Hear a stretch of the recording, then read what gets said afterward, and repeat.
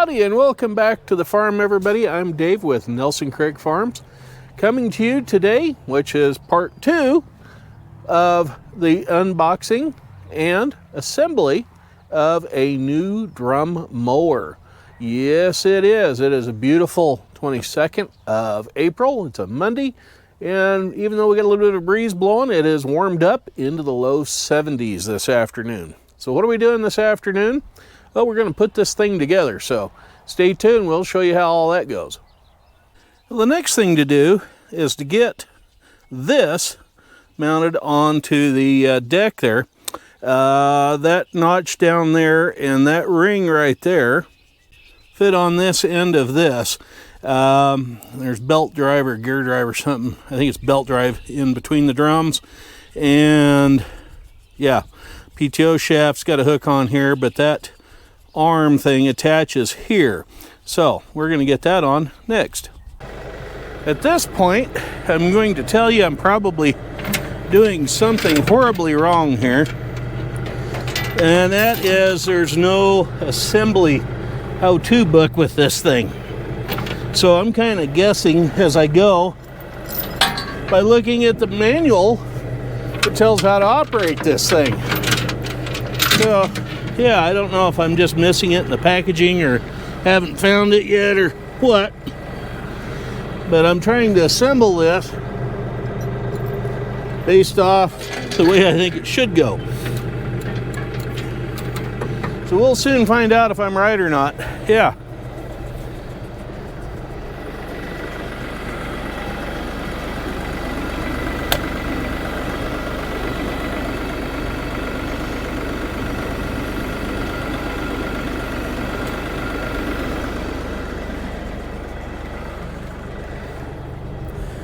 I need a little help lifting this thing. It is a tad heavy. Ooh, something shifted. That's okay. Now let's see. I need to come forward a tad. Yeah. Let me get back in the cab and we'll move her up.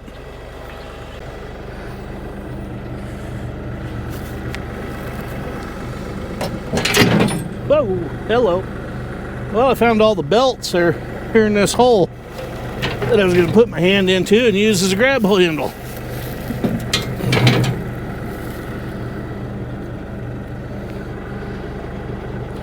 But I'm still thinking this just all needs to slide this way and go together here. Some way, somehow.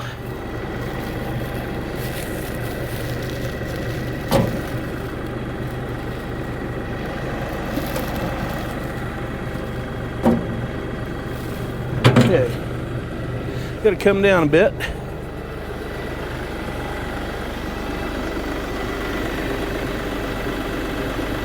One way, that way.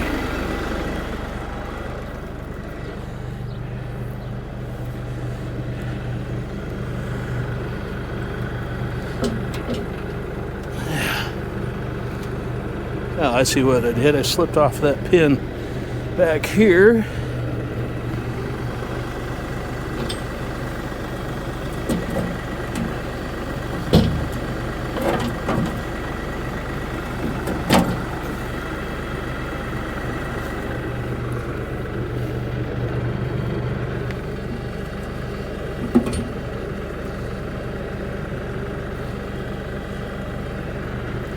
Yes, this is the problem. It doesn't tell you how to assemble this stupid thing. Although I'm pretty sure that collar has to go over that Delrin plastic. But you can't get to it to do it because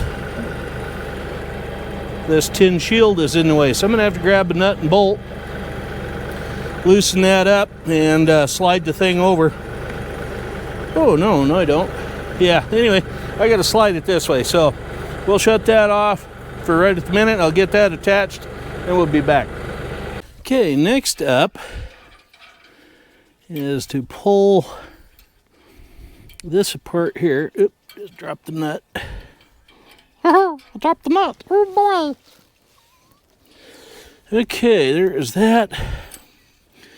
And this is under some sort of tension here, so I got to get this bolt out of here. Yeah, be right back. This comes with a pair of washers on there. Actually, there's a trio. And I think those are actually shims and washers for right here. I'm going to take...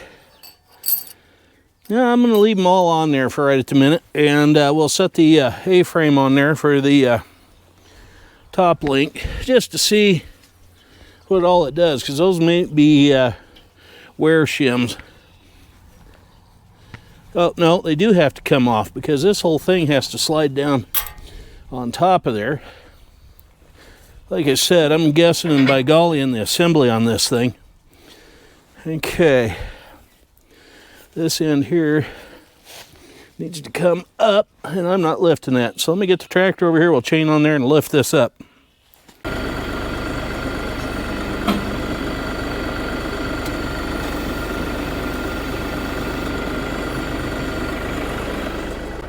Now, let's see here.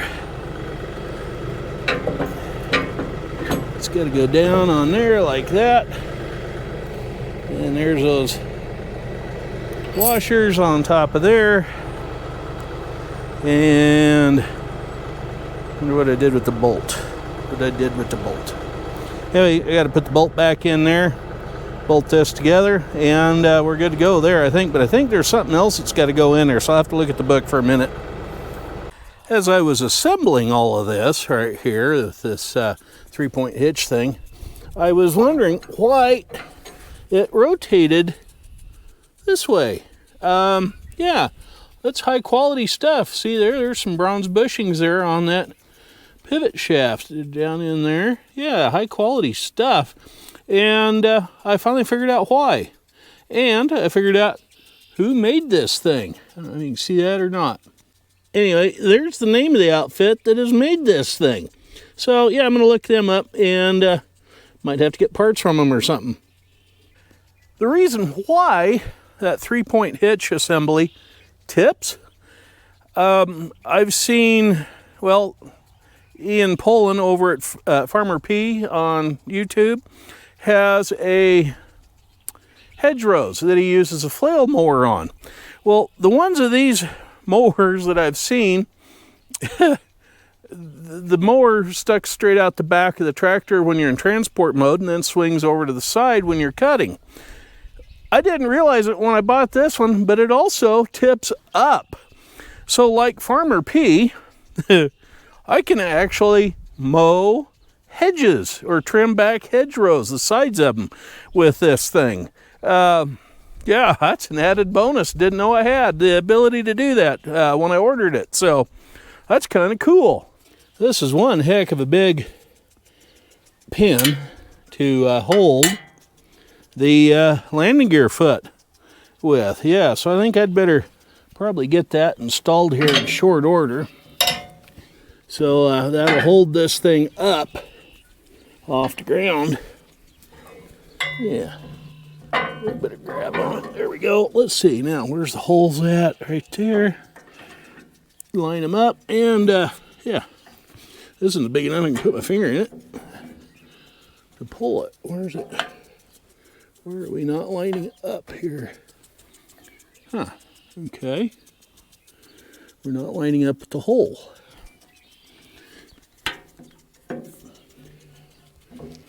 Why are we not lining up? Well, we are, but it's just very tight. Oh, no.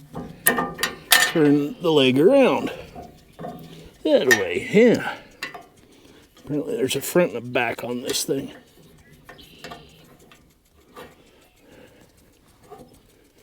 Yeah. There we go.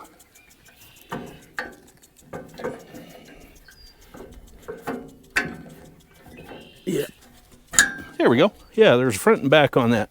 Okay, now it's got a foot under it to hold it up. Well, I finally got stumped on a few parts. Like one is, what is this hook for? So I've just got it hanging in the top link hitch thing right now. And I thought this breakaway for when I whack something and get hung up on it, it's supposed to make this half here swing out and around behind.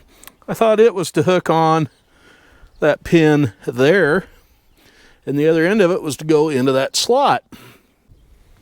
What I have since figured out though is this loop right here is a support for the thing, and this actually goes up in here and hooks up into that deal up there, and that big pin goes in there and holds it. Yeah. And when you're out in the field, you unhook that, and this hooks onto here. Yeah. There we go. So that's field position for the breakaway coupling. For those of you that aren't familiar with the breakaway coupling, what it is, it's a spring-loaded device that's under a certain amount of tension. And these two bars are forced together, this one and that one, with this notch here, to maintain a certain distance between this point here and the pin that we installed back in there. Now, if I was to hit something with the mower end while it's swung out in the mowing position, if I hit it hard enough, there's enough taper right here on these two blocks that this one will push out this way and slip over the top of that, meaning it breaks away, so that the mower deck will swing back away from whatever I've hit that's the obstruction. Then to reset it, all you have to do is just swing the mower back, and this thing will jump over here on these bevels, there, and relock back into this position. I'm going to have to massage this somehow, some way, because this bolt that holds this piece on, which is the top deal that holds the hitch on to the mower, has got to be bolted together, and quite honestly it doesn't look like it wants to do it. And I originally had this on upside down, but now I know that this piece here that has the links like a steam locomotive in it, yeah, of course I would think that, needs to go this way and hooks onto there. This one hooks on here, and this big long one hooks on down yonder there somewhere. Yeah, we'll have to figure that one out here in a minute. It had me stumped for a minute. I wasn't quite too sure where it was supposed to go, but I looked at a photo on the Styron Ag Part deal, and this is actually a support for the unit. This bolts on here,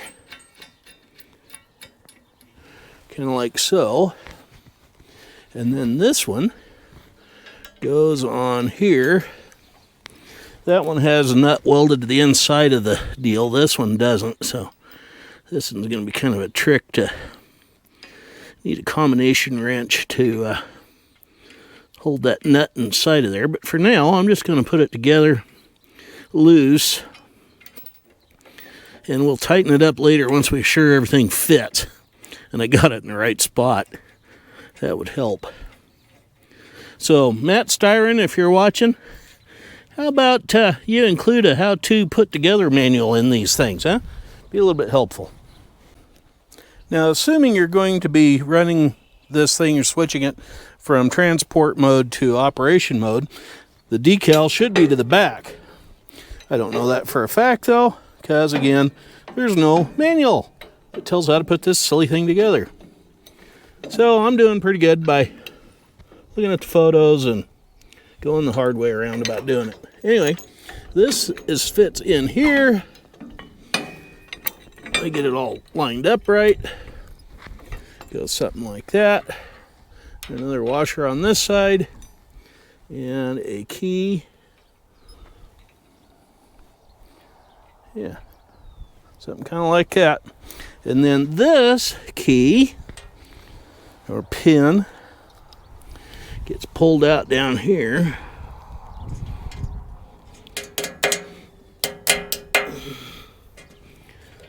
With this washer, And then this one hooks on down here. You got to tip it just right to make it line up.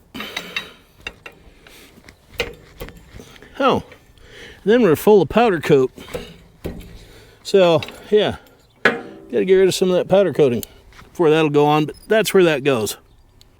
I'll be the first to admit there's a pair of these brackets or beams or whatever you want to call them. They had me stumped as to where they went for a little bit. And this thing, I think I know where it goes, but I'm not sure just yet. So, but I did figure out where these big green H-bar gold post looking things go. There they are. There's the other one right there.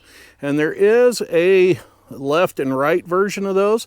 They go underneath these tin panels that cover the drums. Now when these panels are in place, there's another one identical to this that goes on the other side. When they're in place, that's what the plastic or rubberized skirt attaches to. And that skirt keeps stuff from flying out every which way while it's in mowing position. So yeah, I'll go ahead and get this put together so you can see what it looks like. But again, I'm not tightening anything up. I'm leaving everything loose just to make sure everything fits, because I'm going to have to probably take it apart again, this piece anyway, to attach the belt to that drive pulley right there. Okay, I had installed loosely this panel on those frames. There's one runs under here, comes back here, and it's, well, you can see it over here on the other side. And the same with that one there. Only that one's got the fingers that go out that way, and that's for the other piece of tin. That's to hold this end nose piece up. Yeah, so that's why that one goes there. I took the bolts out of this side here on both ends because I'm going to have to remove this panel so I can tighten up the bolts that are here on this top cover for the gearbox that runs along in here, that runs those drums. Yeah, I thought the whole thing was belt drive, but it isn't. There's actually a gearbox in there. So it's pretty much like a disc mower, where it's all driven on the bottom like a sickle mower, but these are all driven across the top, which that's okay. I don't mind that. But you do have to install those goalpost brackets, as I'm going to call them, prior to putting on the tin work, especially for that back part, so you can get in there and attach all the belts and make sure everything's tight and whatnot, because quite honestly, you got to reach around that tin to tighten up the bolts that puts it all back together again. And you have, the bag comes with four longer bolts just for that purpose. Well, folks, that's going to do it for today, I think. I'm going to admit it. This thing has flat out whooped me today. I thought I was going to be able to get this done in a day and make a two-part video out of it, but the assembly and final adjustments and whatnot, 3 videos. Yeah, I've been at this all day, and it's time to call it quits for the day. My back is screaming bloody murder, so yeah, time to go do something else. So we'll be back with a 3rd video on this after I get a little more of it put together and whatnot to show you that. And then we'll be back to talk to you and show you what the other new toy is. Yeah, so anyway, that's it for now from Nelson Creek Farm. I'm Farmer Dave, wishing you all well. Y'all take care now. Bye-bye.